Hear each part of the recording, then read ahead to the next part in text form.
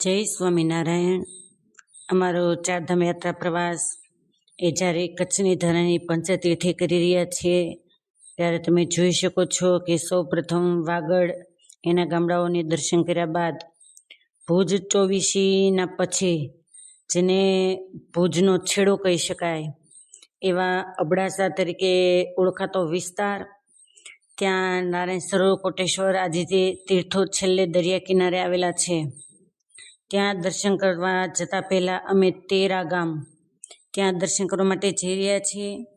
આપણે જાણીએ છીએ કે આપણે પહેલા વિડીયોની અંદર કાળા તળાવ એ સ્થળના દર્શન કર્યા, તો એ કાળા તળાવ તેરાના કહેવાતા રવજી ભક્ત, જે ભગવાન સ્વામિનારાયણના પરમ ભક્ત હતા, એ રવજી ભક્ત એનું ગામ કહેવાય। ત્યાં અમે દર્શન કરવા માટે તેરાની અંદર ગયા હતા। જે તેરા ગામ એ ભગવાન સ્વામિનારાયણના ચરણ કમળથી અંકિત થયેલી એ ભૂમિ છે। આજે પણ તમે ત્યાં ભારતીય સંસ્કૃતિની જે ગામડાની સંસ્કૃતિ એને જોઈ શકો છો, ગાડું બળદ આદિ।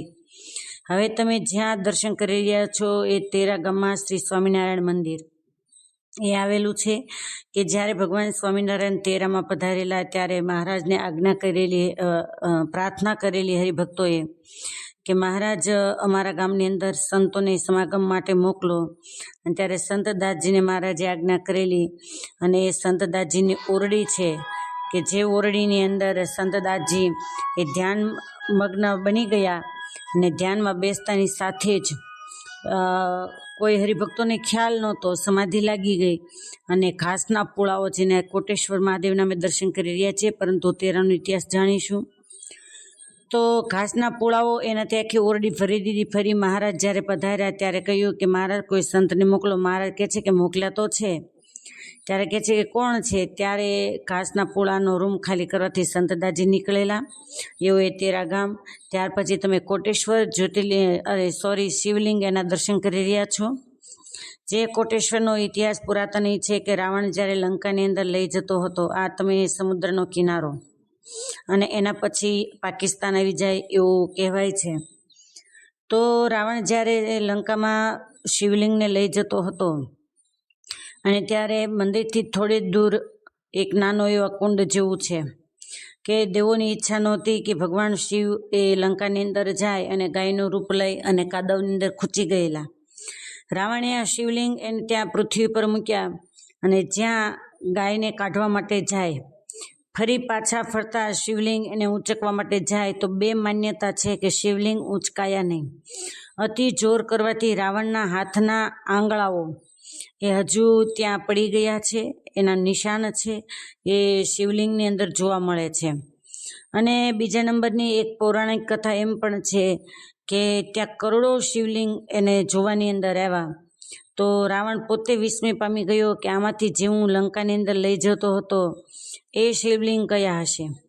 તો વિચારમાં રાવણ એ જ્યારે મનોમંથન કરવા લાગ્યો, એમાંથી એક શિવલિંગ એને ઉઠાવ્યા, અને એમ કહેવાય કે જે મૂળ શિવલિંગ હતા એ કાયમના માટે અહીંયા જ સ્થાપન થઈ ગયા હતા। તો એવું આ કોટેશ્વર એના નામ ઉપરથી કોટી શિવલિંગ દેખાયા, એના નામ ઉપરથી પણ આ મહાદેવ એનું નામ કોટેશ્વર પાડવામાં આવ્યું છે, એવું અહીંયાના પૂજારીનું કહેવું છે। આ ભારતની જ્યારે ચારધામની યાત્રા કરીએ ત્યારે જેમ જગન્નાથપુરી જઈને એમ કહેવાય કે દક્ષિણનો છેલ્લો છેડો, એમ આ આપણી ઉત્તરની ભારતની યાત્રાની અંદર પણ કોટેશ્વર નારાયણ સરોવર એ ઉત્તરની ભારતમાં એમ કહેવાય કે છેલ્લો છેડો એને માની શકાય।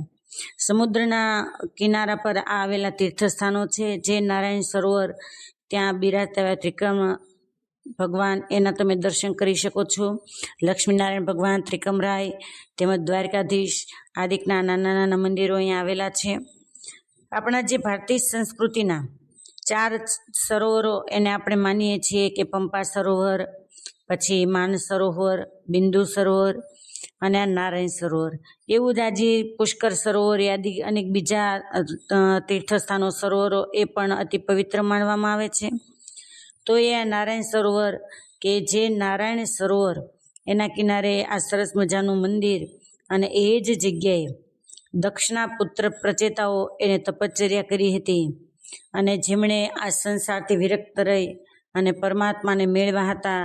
એવા પરમ પાવનકારી આ નારાયણ સરોવરનો કિનારો છે, જ્યાં ભગવાન સ્વામિનારાયણ એ પણ જ્યારે કચ્છની ધરા ઉપર આવ્યા ત્યારે મહારાજ અહીંયા પધાર્યા હતા.